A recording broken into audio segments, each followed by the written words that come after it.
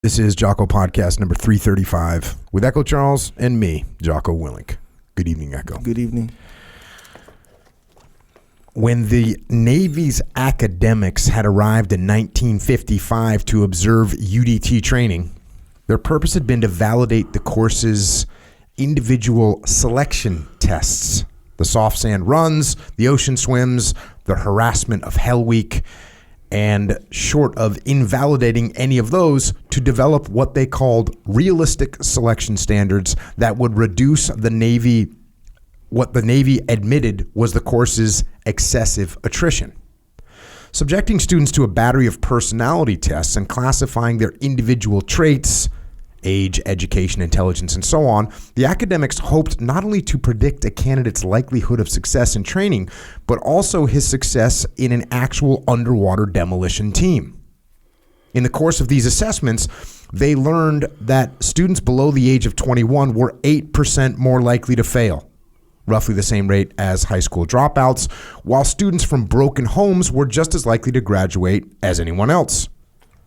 Based on the number of times a student had voluntarily visited the dispensary, assessors determined that a candidate in moderate health who, quote, minimized the psychological importance of pain, fatigue, and intense discomfort stood a much higher chance of success than, quote, the most physically fit who were overly concerned about their injuries. The least common traits among successful frogmen seem to be restraint, thoughtfulness, sociability, and cautiousness. The most common were responsibility, emotional stability, original thinking, objectivity, and most of all, masculinity. Later studies had gone on to test a variety of variables, including the benefits of wheat germ in a student's diet, which proved particularly negligible, and a series of Rorschach tests and psychiatric interviews to determine the effect of sexuality on a candidate's success or failure. Successful frogmen, said the sex report's author, appear to require this specific, rather masculine and adventurous occupation with all its self-destructive and masochistic implications because, and this was just the author's speculation of their magical attraction to the depth of the sea and the security of the womb, and an unconscious motivation to prove their masculinity coupled with a fear of involvement with women.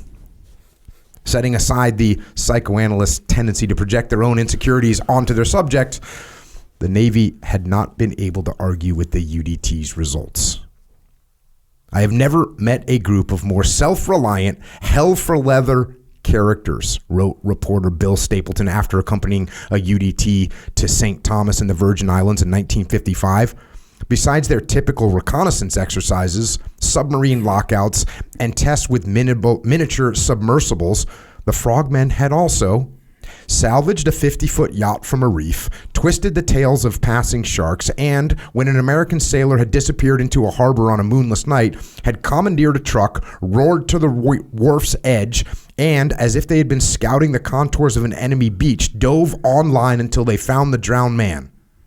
In their free time, they spearfished, drank untold amounts of beer, erected beachside bonfires, and in overflowing pots of seawater and vinegar, boiled lobsters and astonished the superstitious natives by broiling barracuda steaks. "You eat barracuda, barracuda eat you," they had said. "Promises," replied a frogman, "nothing but promises."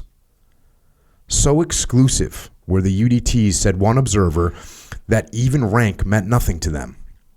When seen in their standard swim trunks and knife belts, surrounded by charts and diving equipment, and asked by passerbys if they were indeed in the Navy, the frogmen would invariably reply, regardless of the asker's rank, "Nope, we're all in UDT."